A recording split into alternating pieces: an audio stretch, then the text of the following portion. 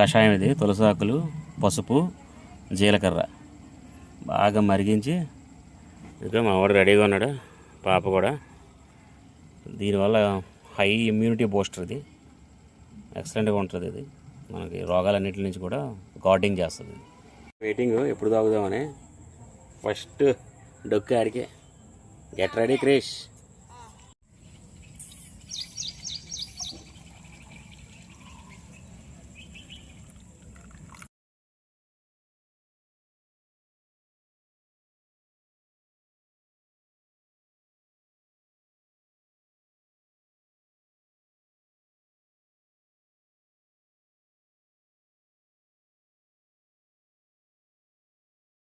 టయానికి వరుణుడు కూడా వచ్చాడు. ధర కాచి అమ్మ రావాలి.